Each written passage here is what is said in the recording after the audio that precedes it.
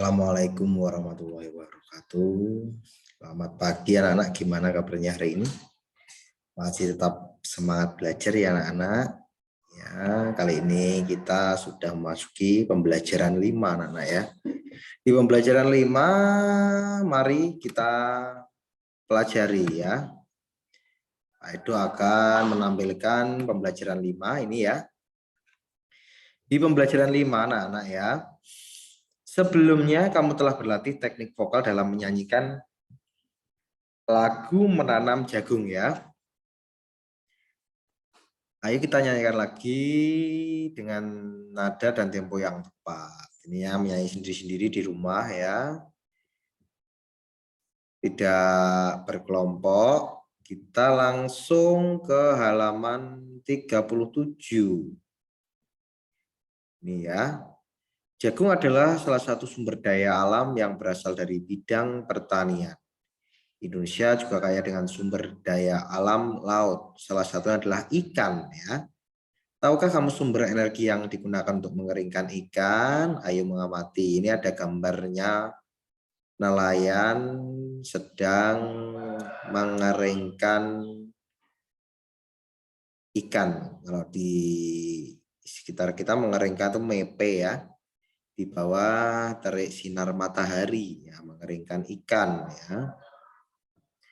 Kemudian ini tidak usah didiskusikan dengan temannya, dikerjakan sendiri-sendiri tentang sumber energi yang digunakan untuk mengeringkan ikan. Kemudian tuliskan kesimpulan dari hasil diskusimu ya. Kamu mengerjakan yang ini.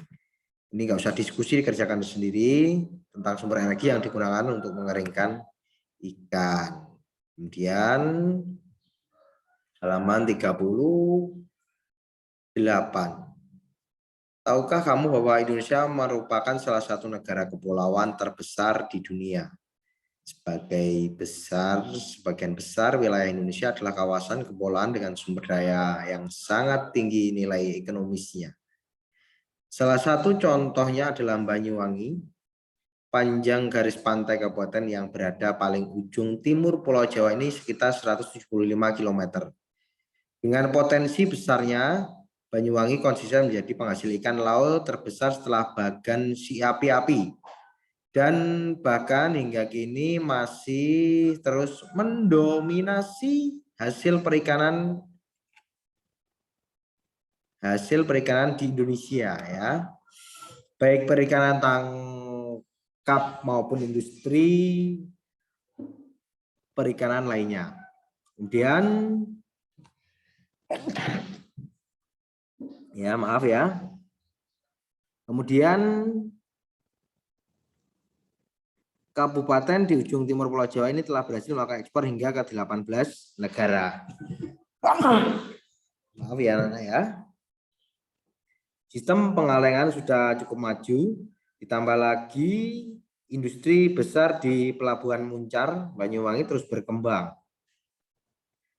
Kabupaten ini sendiri mencatat pertumbuhan produksi ikan tangkap yang konsisten yaitu sebesar 31.600 ton pada 2011.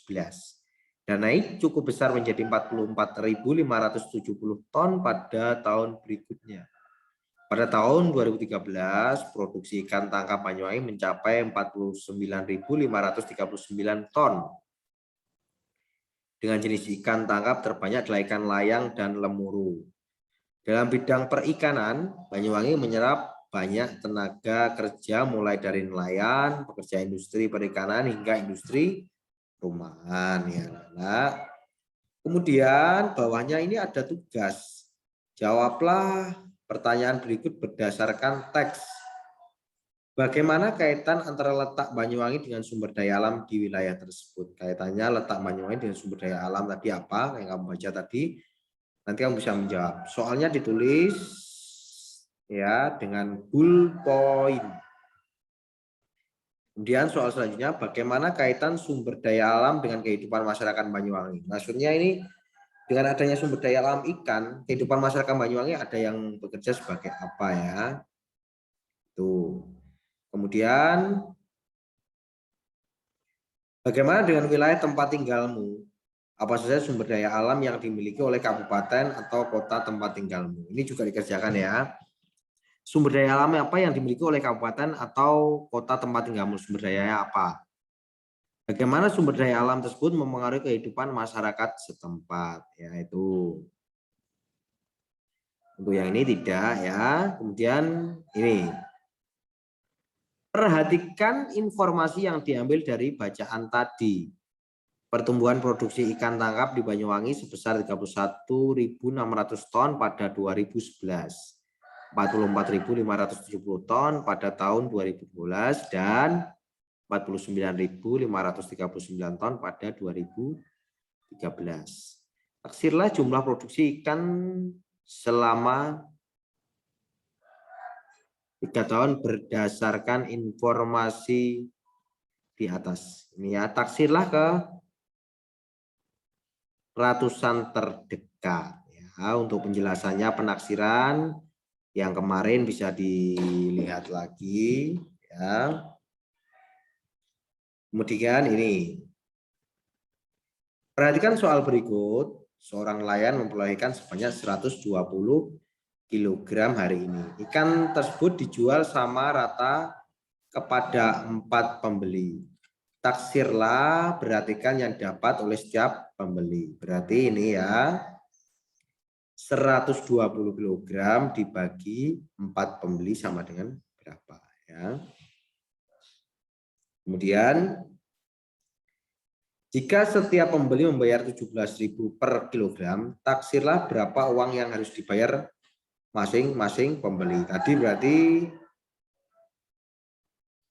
membayar 17.000 per kilogram.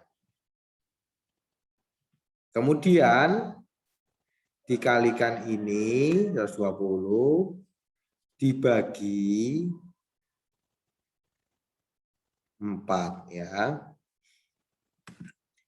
Kemudian berapa jumlah total yang diterima penjual ya. Kemudian bawahnya sebanyak 148 warga desa Muara Baru bekerja sebagai petani. 257 warga bekerja sebagai nelayan. 106 warga bekerja sebagai buruh pabrik, 467 bekerja sebagai pedagang. 325 warga bekerja sebagai ibu rumah tangga dan sisanya tidak punya pekerjaan. Jika jumlah warga desa Muara Baru adalah 1.100, taksirlah jumlah warga yang tidak mempunyai pekerjaan. Ini taksir ke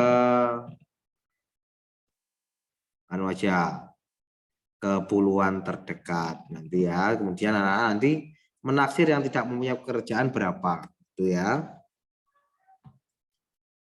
Ini yang ini tidak ya. Ya. Ya, sama ini. Amati pemanfaatan sumber daya alam di lingkungan rumah dan sekitar tempat tinggalmu. Tuliskan hasil pengamatan. Sumber daya alam apa yang ada di lingkungan rumah kamu? Itu gasnya ya. Nanti jika ada kesulitan bisa bertanya kepada Pak Edo. Jangan lupa untuk menulisnya memakai ballpoint ya. Kelas 4 memakai ballpoint. Ada yang kemarin yang memakai pensil ya. Kami harap memakai ballpoint. Ditulis sendiri-sendiri ya. Tugasnya ya. Nanti jika belum jelas bisa bertanya ya.